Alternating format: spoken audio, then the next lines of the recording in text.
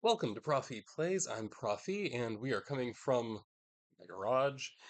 So, to start this series, the lighting is wonderful, isn't it? Just coming from straight above you.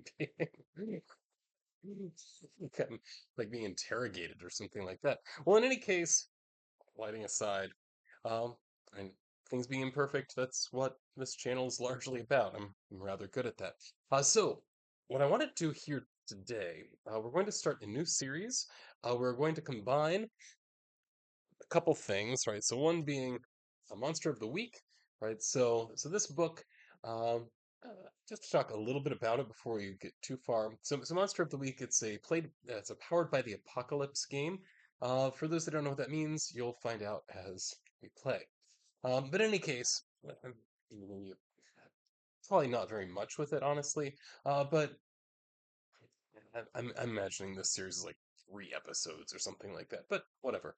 All right, so Monster of the Week. The reason that I picked this up was that one of the first games that I played and actually ran as a GM was Hunter the Reckoning, which was around in the late 90s, early 2000s was when I played it.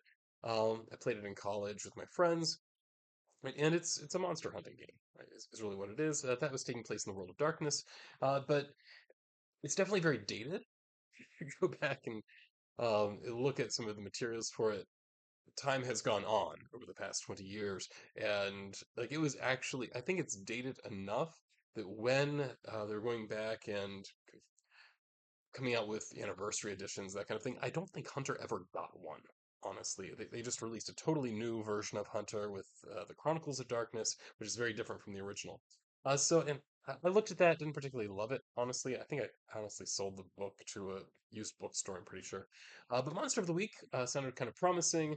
So it is very much in the line of those that know the TV show Supernatural or Buffy the Vampire Slayer, that type of show, right? So and it's in the name, right? Monster of the Week.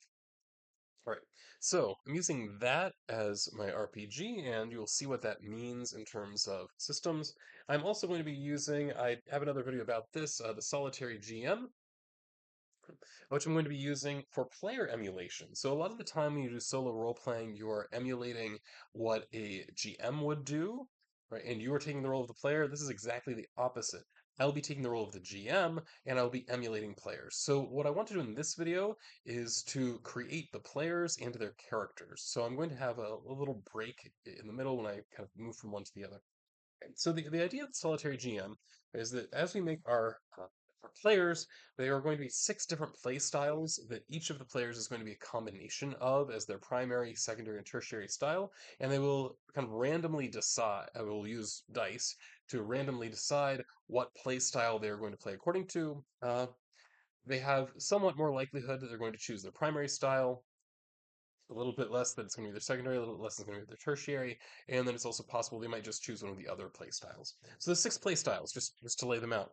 First, the power gamer. The power gamer is really looking to take advantage of the rules, so they're going to say, what can I do to maximize my modifiers on die rolls, that kind of thing.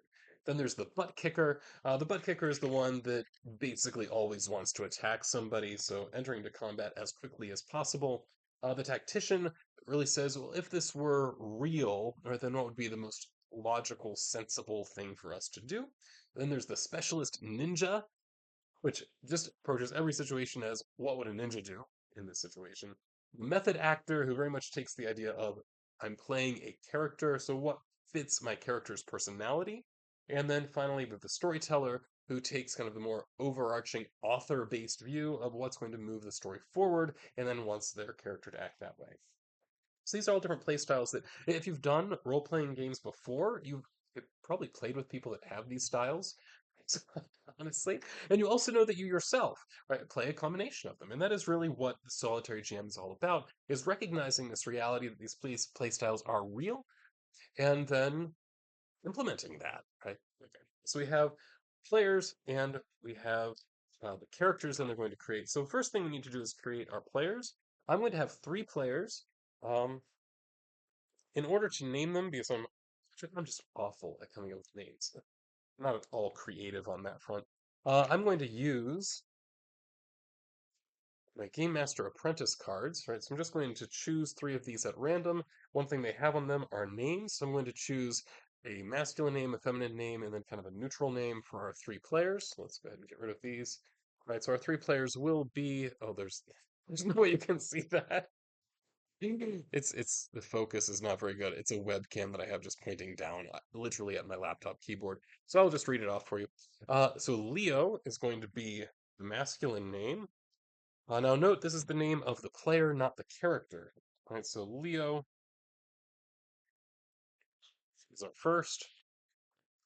Next then is going to be the feminine name of Sarah.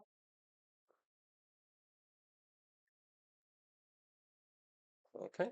And then finally, this neutral name, Casey. All right, so we've got Leo, Sarah, and Casey, and I want to determine what their playstyles are going to be. Now, I could do this kind of intentionally if I wanted, but I'm not going to. I'm going to do this randomly because I like randomness, and it saves me having to think too hard. Right, so Solitary GM has all of these styles just in a numbered list. Thank you for using numbers to whoever the author is, Carl Paninen. So, Carl, I'm sorry for mispronouncing your last name, I'm sure. Vaughn? Think it may be. But in any case, I'm just going to roll. Thank you for including those numbers. It makes my life way easier. All right, so first we'll deal with Casey first. I'm going to roll these two dice. Okay, and I'm getting both sixes. So that means primary style for Casey is going to be as a storyteller. So I'm going to mark that. So primary is storyteller. Secondary, let's go ahead and roll. Okay, so secondary is going to be the number one here. Number one was the power gamer. And then tertiary was number four, which I believe is ninja. Yeah, ninja. Now, one thing that was recommended by the author of Solitary GM is that you want to make sure that nobody has exactly the same primary and secondary styles in that order, which I think is perfectly fair. So next up for Sarah, her primary style, let's see, it would be storyteller, and secondary would be uh, four would be ninja. So we have another storyteller. This is a storyteller slash ninja.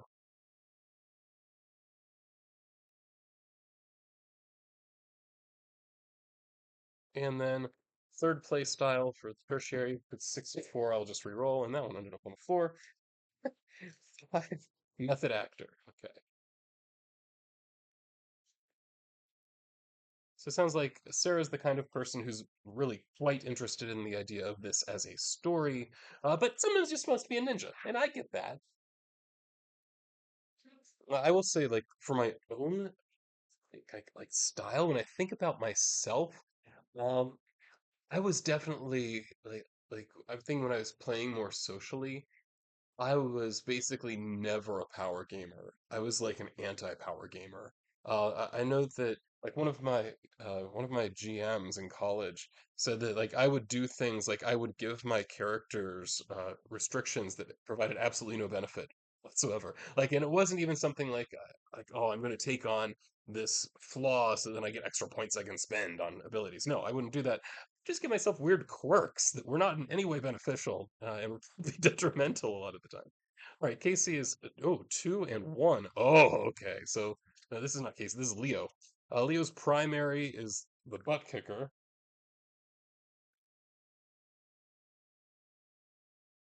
and secondary is the power gamer. Okay,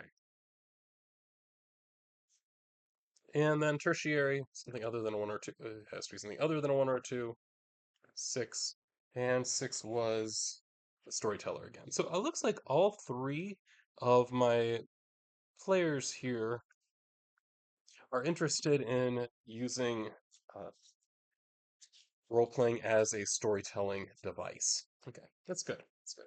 So now we need to make the next step and start using right their play styles to figure out what choices they're going to make with character creation. Okay, right. So how you do that? So this is just getting into how do we use the solitary GM. So I'm going to start with Leo. Right. So one of the with Powered by the Apocalypse games, yeah, that's just not legible at all. I'm gonna move it off the screen so I'm not giving people headaches who are trying to read it.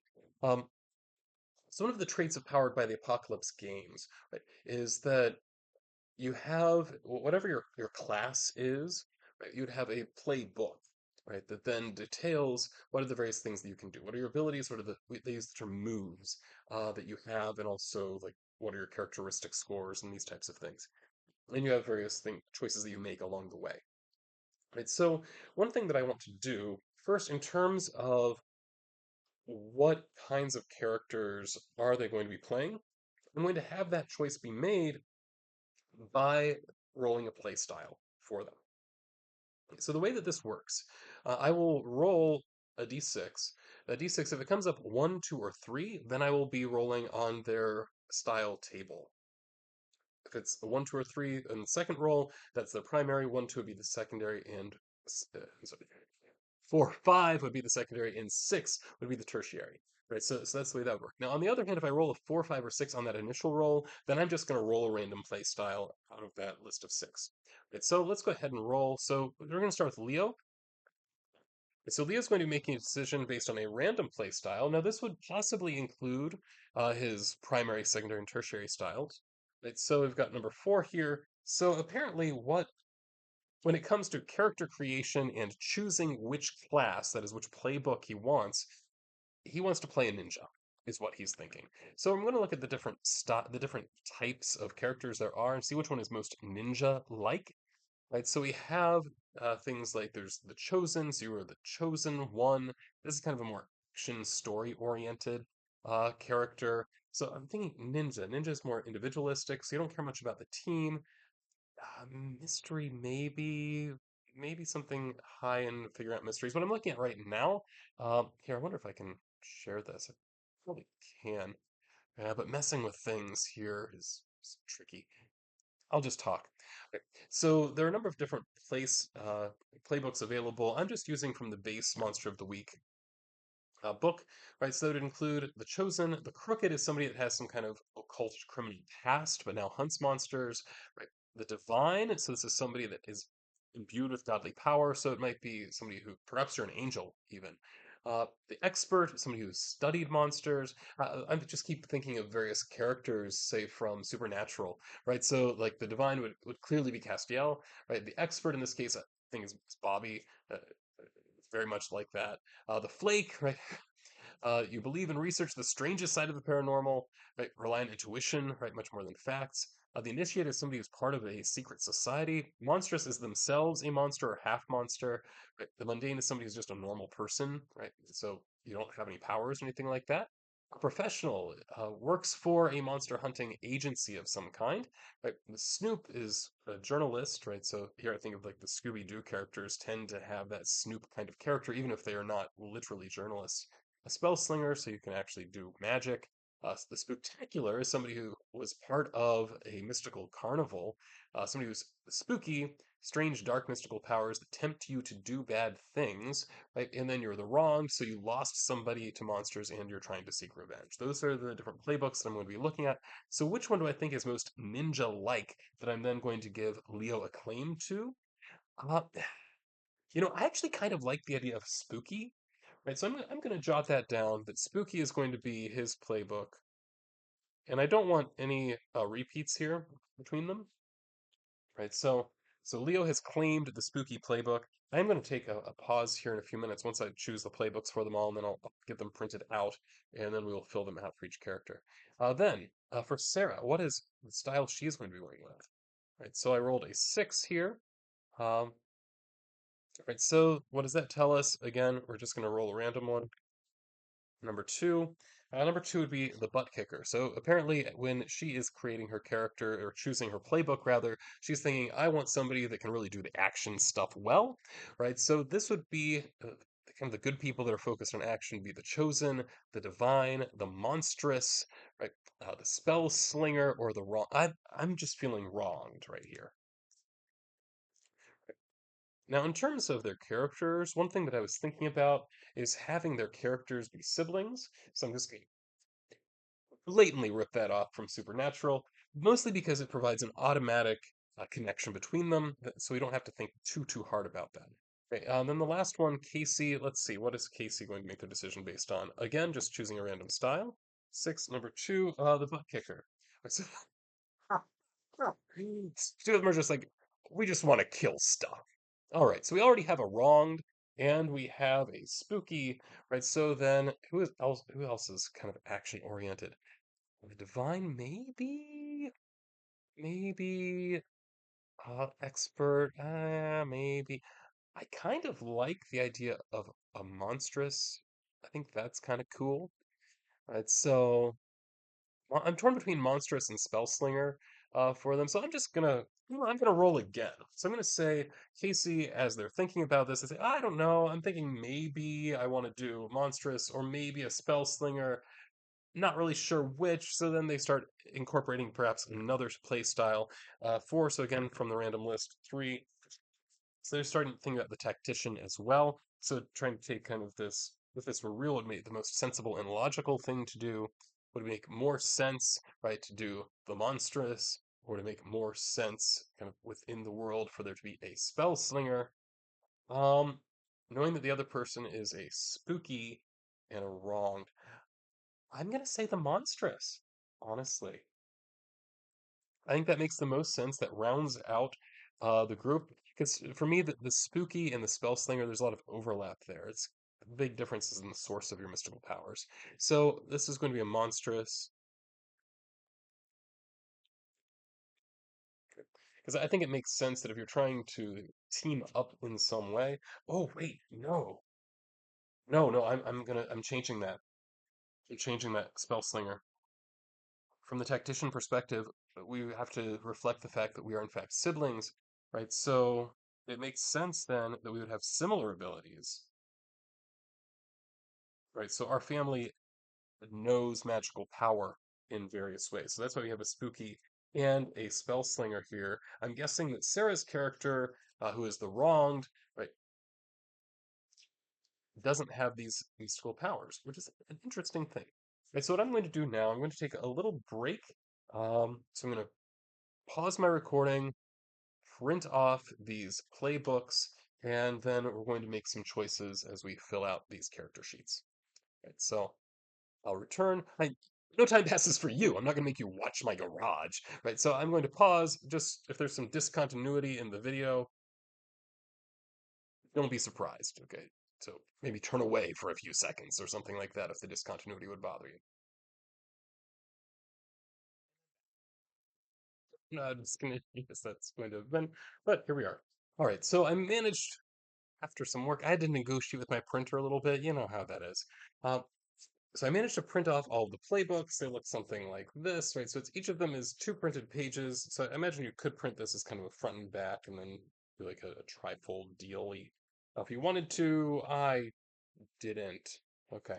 All right. So what we need to do then, I'm just going to go kind of one by one through them. So I'm going to start with Sarah. All right. So Sarah is our wrong. So I'm going to pull out the wrong playbook. Right, so the way this process works, right, there are a number of things that you do. So it actually has listed here, right? To make your wronged, first pick a name. So what kind of name is Sarah going to pick? Well, let's see. I'm going to roll here. Right, so four, so she's going to go from the random spell list. Number seven, that is the storyteller. So she's trying to think. So here we have siblings. So thinking kind of historically an important set of siblings. Um, hmm. I think for some reason, the first set of siblings that comes to mind to me is Fontes, which is interesting because I've read very little of them. Let's say Emily. Right, so Emily, I like Emily. It's a good name. And so we're gonna go. The name of this wronged is Emily, and Sarah is going to play Sarah being. I'm going to say is going to play the sister here. Right. So Emily is the wronged, and then other choices. So pronouns. Yeah, we're gonna go she, her. All right. So we then have to figure out what her look is going to be like, right? So we have type of eyes and the type of clothing is what the choices are here. So again, let's roll. All right, so my first die here, I'm going to use three. Okay, so we're going with one of her play styles. One storyteller. So from a storytelling perspective, what type of eyes, right, or what type of look? I'm just going to do look is going to be most appropriate, right? So we have sad eyes, icy eyes, angry eyes, untouchable eyes, emotionless eyes, hurt eyes, or harrowed eyes. Or you could come up with your own descriptor. I like harrowed. I like harrowed tells you that there is a story there. All right. Next, then, in terms of clothing, okay, again, one of the play types, we're going to go with the tertiary type. So the method actor, right? So from the character's perspective, this is someone who has been wronged, right? What is the most logical thing that they would do as a character in terms of their clothing, right? So this is somebody who is wronged and out for revenge. I'm guessing extremely practical. So something like one of the options is army surplus gear. I'm going with that one. All right. Right. So I'm imagining here, right, the character Emily is right. So harrowed eyes, but like dressed largely in camo, that kind of thing. Right. Picking ratings now. All right. So two. So again, one of the primary styles. Number one. So storyteller. From the storytelling perspective, what makes the most sense? We have different sets of. Um, so what's going to provide the best overarching? Okay, I'm thinking in terms of story, one of the options here is so all of the options provide very strong on toughness, which makes sense. Toughness is what you use for fighting and protecting people, right? So that makes perfect sense for somebody who is wronged and is much more physically oriented character. Now, I'm thinking story-wise, it makes sense for her to have a very low weird. In fact, I'm going to go with the negative. There's one of the options that gives a -1 to weird, so we're going to do that. So this one, it's a charm of +1, which is pretty good. These are just bonuses that would add to your die roll.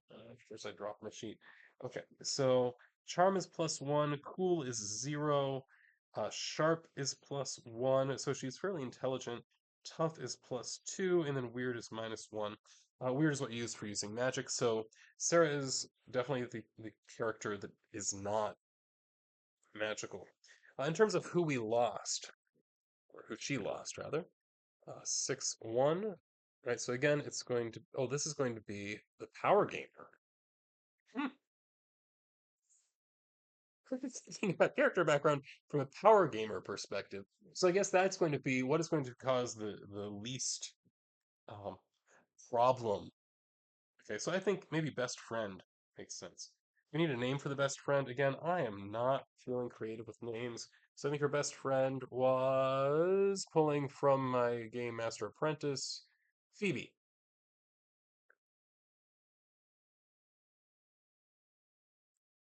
Although I think this might actually be misspelling Phoebe, but I might be wrong. Oh well. Because the card has it spelled Pheobe. I thought it was Oebe. I could be wrong, right, as far as that goes. All right, and then what did it? So with the Keeper's Agreement, we need to pick some kind of monster breed. So, so this is going to be again one of the primary styles. This is primary style, so it's going to be your secondary style, which is ninja, right? So thinking from the perspective of wanting to play ninja, what is it? So it's something where sneaking is going to be helpful. So I'm going to say it was something like a vampire or something like that. All right. And why couldn't we save them? So I'm gonna keep this under this. So again, from the ninja, from the I want to play as a ninja, we were either at fault, selfish, injured, weak, slow, scared, in denial, or complicit. I'm thinking it's going to be a physical thing. I'm going to say slow. We just didn't respond fast enough. Okay. Right, so then that would be kind of the base stuff of background. So we now have our character, Emily, has harrowed eyes, wears army surplus gear, right? Fairly strong in terms of charm and sharpness, very strong in toughness, doesn't really have supernatural abilities. Her best friend, Phoebe, right, was killed by a vampire because, right, Emily failed to act in time to save her friend Phoebe. Other things we need to do, right? So we also have to pick our moves, right? So as the wronged, But everybody gets a set of basic moves, which includes manipulating people, acting under pressure, helping people, investigating, reading a bad situation as you go into it, fighting, protecting, and using magic.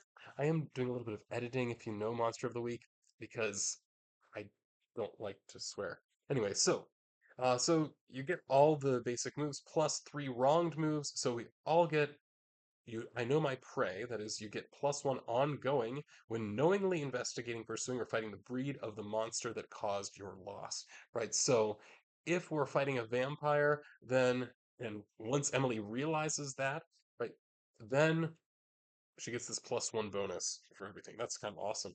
Okay, and then for picking the other two moves, we're going to be acting as random type number two. Ah, the butt kicker. So what is good for attacking? That is the question. Berserk tells us no matter how much harm you take, you can always keep going until the current fight is over. That sounds good for attacking. Never again. In combat, you may choose to protect someone without rolling, as if you had rolled a 10 plus, but you may not choose to suffer little harm. Okay. What does not kill me? If you've suffered harm in a fight, almost all of these are okay. Never mind. The first several are fighting oriented. Okay. Or tools matter. With your signature weapon, you get +1 on attacks. All right. So what is going to be best for attacking people? Well, definitely tools matter. We'll choose that one. So that means that so Sarah's going to have to pick Emily's signature weapon here in a minute. And then the other one, I like Berserk. I like that ability. So no matter how much harm you take, you always keep going until the current fight is over. That sets up really potentially cool dramatic scenes. All right. Now, gear. Pick one signature weapon and two practical weapons. You have protective gear suited to your look worth one armor. That's nice. If you want, you may take a classic car, classic motorcycle, plain pickup, or plain van. Oh, that's awesome. Okay, so Emily gets to have some kind of a vehicle as well. All right. So, signature weapon could include a sawed-off shotgun, which maybe a hand cannon. I don't think so. Fighting knife. Ooh, huge sword or huge axe. So we don't picking gear. What's the style? One of the primary styles, specifically the primary style. So it would be best from a storytelling perspective. So we're thinking like, oh, specialist weapon for destroying your foes. Yeah, it's supposed to be something like wooden stakes and a mallet. Yeah, I have to do that one. Story-wise, that's what makes the most sense. Okay, and then practical weapons, choosing two again from a story perspective. So again, we are motivated here. I'm kind of mixing method actor with storytelling at this point because we don't know what the story's like, right? So from a storytelling perspective, we already have some kind of okay. So what is going to look good, I guess, from a story perspective? Big knife, no. Brass knuckles, no. But some, I think a shotgun is kind of cool. So we'll do that. And yeah, 9 millimeter, sure. Okay, cool. So that means Emily is done at this point. Now we're at the stage where if we were doing this with an actual group, you would be doing introductions after everybody has already done this basic setup.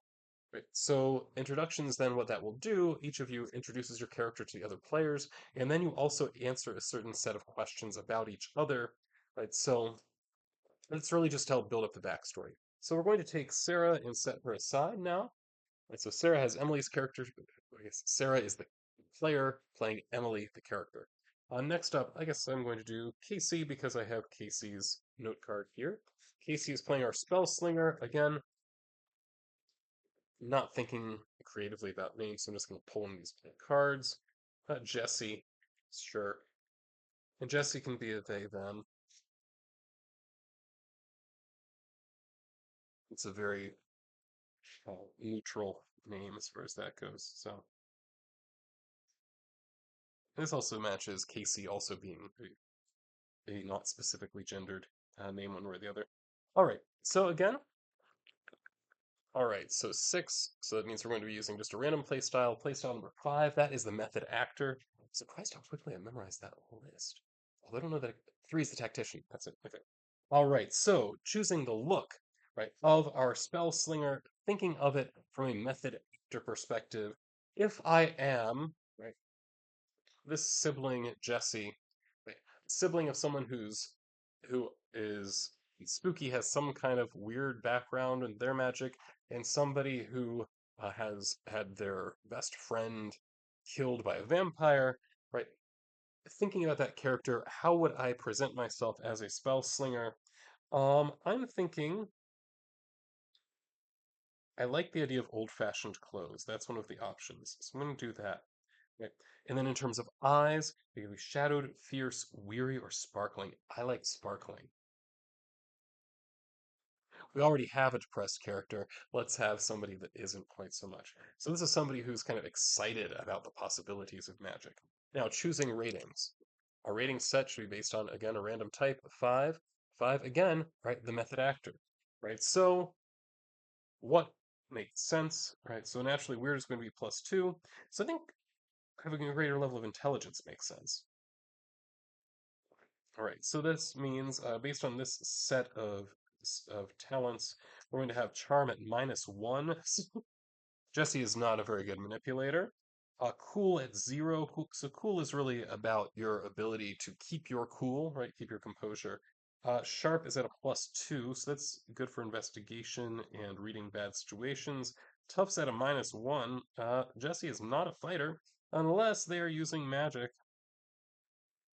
where the weird is at a +2. Excellent. So now going back, again, we have to choose the specific move. So combat magic, you have a few attack spells you can use as weapons, right? When you use these to attack, you roll +weird instead of +tough. Sometimes the situation may require you act under pressure to cast your spells without problems. Okay, so that means you'd have to first roll act under pressure as one of the basic skills, or basic moves, one of the basic moves. All right, so combat magic, like 3. Oh, wow. So, oh, okay, so you have, okay, so this is the way this is set up. I've not actually made a spell slinger before. I've played very little of this game. I ran it once, right, as the keeper, that's what they call the GM, for my sister-in-law, my wife, and I think our kids, if I recall correctly, my older kids, which you can watch play D&D on my channel. Okay, so let's go ahead and see what's their decision going to be based on random type, number 4. And number 4 is the tactician, I believe. No, that's not right. Ninja. Okay. So, what kind of combat magic would the ninja want? Oh, okay. Well, let's see. Now, things that are obvious and loud don't sound great, but you have to have at least one that's base. So, I'm thinking because we have blast, ball, missile, and wall. I guess missile. Unfortunately, it says magic is it's against something that's far away, it's obvious, and wait, no. But the ninjas don't attack from far away. Ninjas attack up close, so something close, and that a ball would do. Okay, unfortunately, it's obvious and loud. Right, so we need two other things. Right, so these two other things, these are things that we can put onto it. So it could be fire. So you add +2 harm of fire. So if you get 10 plus on it, then the fire won't spread. I like. Oh, that's funny. Okay. Oh, force. Force or wind that adds +1 harm to the base, or +1 armor to a wall, potentially. Um, Lightning or entropy that adds +1 harm messy to a base. Uh, Frost or ice. Earth adds forceful restraining to a base. And necromantic adds, oh, I like necromantic. Yeah, we're gonna do life draining. That's kind of cool. And also, what else? I think like force or wind. It's thematically. It sounds like it makes sense, right? So +1 harm, forceful gets added to that base. So we have our combat magic. Other moves, we get all the basic moves and 4 spell slinger moves. We have something called tools and techniques. So you use your combat magic. To use your combat magic effectively, you rely on a collection of tools and techniques. We cross off one and we'll need the rest, right? So let's roll. We're going to cross off based on one of our primary types, specifically, well, ninja. Again, ninja is the tertiary type. So what would a ninja not want to have? A ninja would not want to rely on incantations. So we'll cross that off. So that means that we will need to have some kind of consumable, so some kind of powder, oil, something like that. It says if you don't have them, you take one harm when you cast. Oh, that's cool. So you can, if, so you can like call upon your own life energy if you don't have something else. Okay, then a foci, so something like a wand, staff, or some other kind of focus, and gestures. So those are the three things that Jesse is going to need to be able to spellcast. And then we pick three of these. So I'm going to pick based on the primary type, which is storyteller, right? So these are our options. Advanced arcane training. If you have two of your three tools at the ready, you may ignore the third one. Wow, that's powerful. Don't know that it makes for good stories though, so I'm steering away from that one. Pick three big organizations or groups in the supernatural community, which can include some of the more sociable types of monsters. They've heard of you and respect your power. So arcane reputation. I don't think so. Could have been worse. When you use magic roll, you can choose one of the following options. So fizzle or this is gonna suck. Fizzle, what happens is the preparations materials are ruined. You have to start over from scratch with the prep time doubled. Right? And then this is gonna suck means that the effect happens, we trigger all the listed glitches except one. Oh, I like that one. Okay. So I'm gonna say could have been worse. Okay. So when we miss a use magic roll, then either it fizzles or this is gonna suck. The this is gonna suck is what's drawing me to that one. Enchanted clothing. Pick an article of everyday clothing. Take -1 harm from any source that tries to get at you through that garment. Yeah, it doesn't sound very story oriented. Forensic divination. When you successfully investigate a mystery, you may ask what magic is done here as a free extra question. Now, go big or go home. When you must use magic as a requirement for big magic, take +1 ongoing. Go big or go home. Yeah, that sounds very story oriented. Not my fault. To act on +1 to act under pressure when you're dealing with the consequences of your own spell casting. Well, maybe. Um, Practitioner, choose two effects available to you under use magic. Take +1 to use magic whenever you choose. No. Shield spell, when you protect someone, gain +2 armor against any harm that is transferred to you. This doesn't stack with your other armor. I kind of like that. Although third eye, when you read a bad situation, you can open up your third eye for a moment to take in extra information. Take +1 hold to any result of 7 or more, plus you can see invisible things. Oh, that's cool. Yeah, let's do third eye. All right. So now oh, we have a gear. Okay. You don't need much aside from any foci or consumables to power your magic. Still, it's good to carry some backup. So we get either an old revolver, a ritual knife, or an heirloom sword. This is based on one of our playstyles, specifically the primary one. So as a storyteller, which one makes the best story? An heirloom sword easily. Ritual knife maybe, but I think the heirloom sword does it. All right. So now we're done with Casey. And then next one. Right, so Casey has now made Jesse, so now we have Leo. Leo, remember, is the one who's the butt kicker, power gamer, storyteller in that order. Is now going to make the spooky, who will be named, according to my card, Virgil. Oh, I like the name Virgil. That's a good name. All right, so Virgil the spooky. So we're going to make this he, him. In part, I'm doing different pronouns for each of these characters so that I can talk about them much more easily. Right. Right. So, in terms of look, we're doing random play style number four. Four is the no, 4 is the ninja.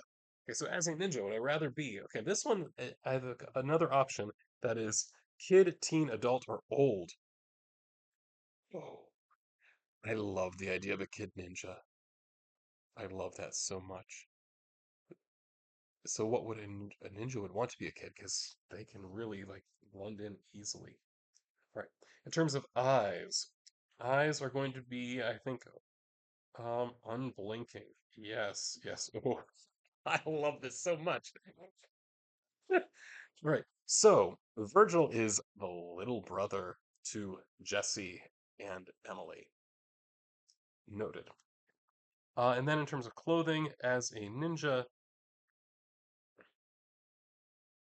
casual. Casual blends in easier. Right. With unblinking eyes. This is a kid with unblinking eyes. Love it. Love it. In terms of rating, so which rating style are we going to choose? Based on our primary type, it looks like. So this would be the butt kicker. The butt kicker wants to have high tough, the highest tough we can get. Okay, I'm going to choose this one. Right, so it's charm at -1. Cool's at a +1. That helps for acting under pressure, which is why I chose the one of the +1 there. Sharp is at 0, so Virgil is kind of average intelligence. Then tough is a +1, which is good for attacking and protecting, and weird is at a +2, because Virgil is spooky. All right, the dark side. So here we go. Your powers have an unsavory source. Sometimes you get tempted to do things you shouldn't. These could be orders from whatever granted your power, or urges that bubble up from your subconscious. Something like that.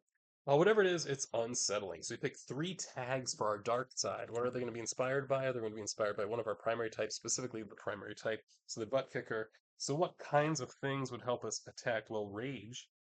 Rage would be a reasonable tag there, as would violence. And also, I'm going to say poor impulse control. So rage, violence, and poor impulse control. It says the keeper can ask you to do nasty things in accordance with the tags when your powers need you to. If you do whatever is asked, mark experience. If you don't do it, then your powers are unavailable until the end of the mystery or until you cave. As you mark off luck boxes, these requests will get bigger and nastier. Oh, I'm gonna have to try to remember to use this as a keeper when I'm running for these people or these simulated people. All right, now to get to the moves, right? So again, you get all the basic moves plus three spooky moves. How we're going to choose those? We're going to choose those based on, again, one of our player types, our primary type. So again, as a butt kicker, what do I want? Hex looks like a good one.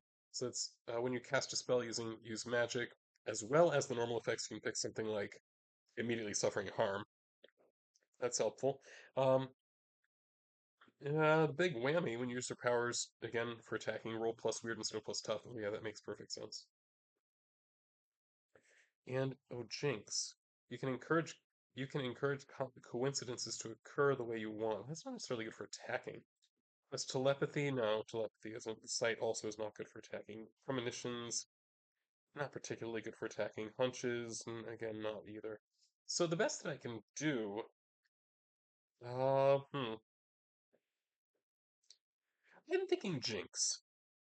So what Jinx does, when you Jinx a target, you roll plus weird, and then, all right, what you do, you get what they call holds, and these holds can be spent on things like you can interfere with a hunter, giving them -1, or help a hunter, giving them +1. Right? You can interfere with what a monster, minion, or bystander is trying to do. You can inflict a harm on a target due to some kind of accident. The target can find something you left for them, or the target can lose something that you will find. That's kind of cool. I like that. Right, so I also get two normal weapons and any magical items or amulets that Virgil would use to invoke his powers. All right, so let's go ahead and through this. We're going to choose weapons based on a random type, specifically type number 6, that is the storyteller. Right, so what normal weapons make most sense from a storytelling perspective? I mean, a knife, sure. And then, I guess a revolver, sure. This kid carrying around this big weapons revolver. Oh gosh, that's kind of unfortunate imagery there at times. All right, so we've got the characters made individually. Now we have to create the connections between them, right? So we'll try to do that. I see that the video is getting a little bit long compared to most of them, but hey, if you're still here, you could have you could have just turned it off or said we'd come back later. That's fine. Okay, so let's go ahead and do that. So the next part is introduction. So we need to develop some history between the characters.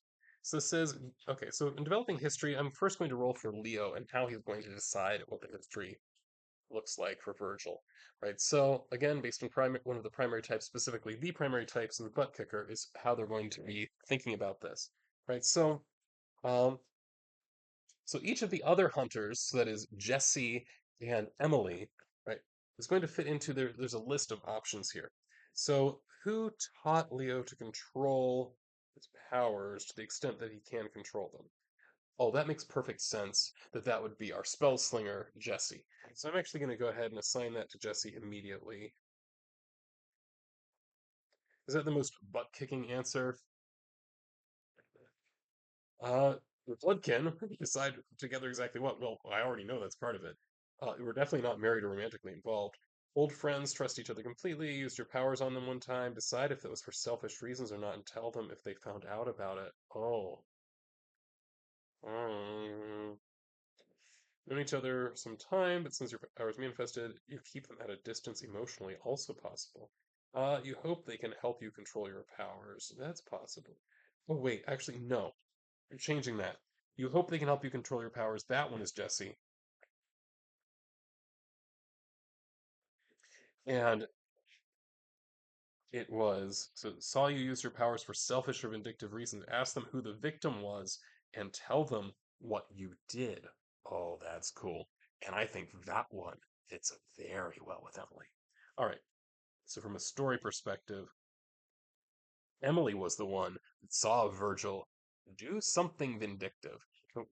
Let's find out who it was two, right? So this is now, remember, this question is being posed, right, to Sarah, who is playing Emily's character, right? And Sarah says, well, I'm going to decide this based on my secondary style, that is ninja. So what is the most ninja-like answer to this question? Well, that obviously means that um, Emily, right, was kind of, you know, happened to observe this and was probably not observed in return immediately. So this confrontation probably happened later that they knew about it. Right. So I'm guessing this probably happened. I'm guessing it's just one of Virgil's friends. So like one of Virgil's childhood friends was who the victim was. Although Virgil is still a child, right? And then what was it that Leo says Virgil did? Well, based on his primary style of being a butt kicker, I think like he made his eyes bleed or something like that, or he got mad at him. They were fighting over a toy or something really, really mundane. I have kids; they fight over the most mundane things, right? So it's something really mundane, right? And Virgil, right, kind of stirred up within him, right? I'm thinking of Matilda now, right? Within him, right, this rage, right, this sense of violence, and was wishing harm, right, on his friend, and his eyes, right, start bleeding, right? So nothing, no permanent damage, but definitely something real creepy, right? So that is what happened. Friend, right, his eyes bleeding over the toy fight. Cool, right? So next then, let's pull out right, our player Casey, right, who's going to be playing Jesse, our spell slinger, and they're going to decide their introductions based on 5-1. So this is a random one, specifically the power gamer. So what do they think would be best in terms of would make the game flow better, right, for them being successful in things, right? So here we go. So who acts as your conscience, right, when the power goes to your head? Well, it makes the most sense from a power gaming perspective that this should be the one who was wronged. So Emily, blood relationship, so out of contact fear is obviously not the case. A mentor from another life, well, that's obviously not the case either. Magic fueled rescue of them introduced them to the supernatural. Ooh. Oh, I could see this. Does this make sense from a power gamer perspective?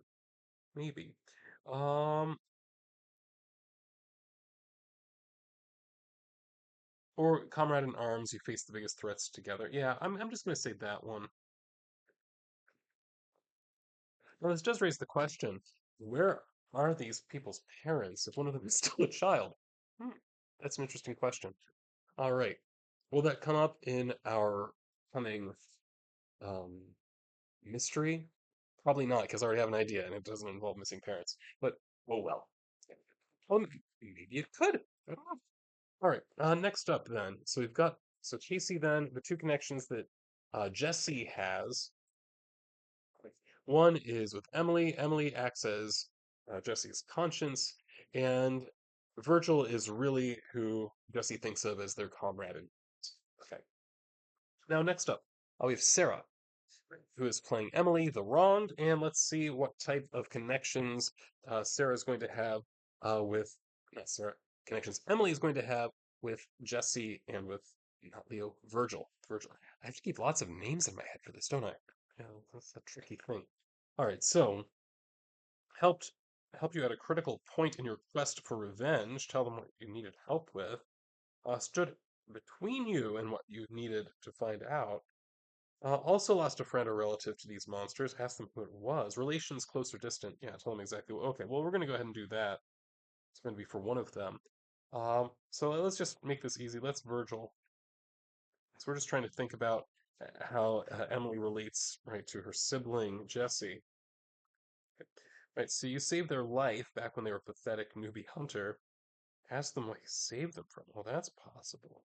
You respect their hard-earned knowledge, often come to them for advice. Yeah, well, but now remember, it is Emily's job to act as Jesse's conscience. Showed you the ropes when you were learning how to fight. That's possible. Saw you absolutely lose it and go berserk. Tell them what the situation was. Ask them how much collateral damage you caused. Oh, oh, I like that one. That actually fits very well with the conscience thing. Now, does this fit though with power gaming? Maybe, maybe. Sure, why not? All right. So, so this one would be what Jesse did.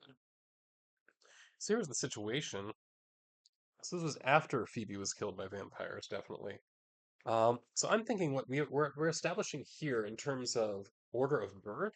Emily is the eldest, right, and was introduced to the supernatural first, is what I'm imagining, right? So Emily is the older sister, right, who has right younger sibling Jesse, who isn't younger by much, because I think their relationship requires the two of them be fairly close in age. I don't think they're twins, but I think there's maybe like a year or two difference between them, and the two of them I think are probably in their early to mid 20s is what I'm thinking in terms of age.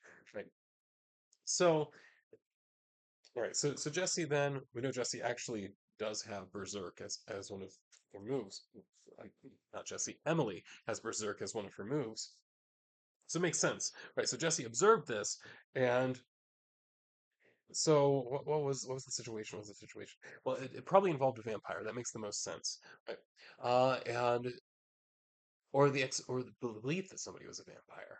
That's yeah. So I think that is what happened was that Emily was getting kind of paranoid, right? And because right, Emily is worried about the fact that she was too slow to react in the past. Emily kind of jumps the gun on things, right? So that is what happened, right? So she decided, right, that she needed to hunt. I'm gonna say like an elderly neighbor that never came outside or something like that. So somebody super innocent, right?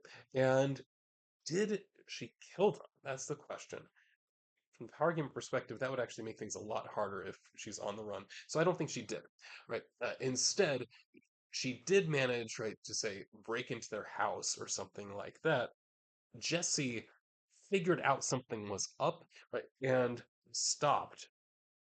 Yeah, that's it. So Jesse figured out that something was up, stopped Emily before she could actually kill this elderly woman that lived next door and was just, not in good health, that kind of thing, right? So they broke into the house, but Jesse managed to stop her before any real harm was done, right? So that they had to repair the window, that kind of thing. So nothing particularly huge here. All right. So what I'm imagining here is that we have our three siblings, right? We have the eldest. I'm going to go ahead and make a note of that. Right. So Emily, it's probably I'm going to say 25-ish or so, right? Jesse, like 23. Right. So both of them are post-college age. They are in fact young adults, right? Then we have Virgil is young. Virgil is a kid. Virgil is, I want to say, like 13 or something like that. So like barely a teenager.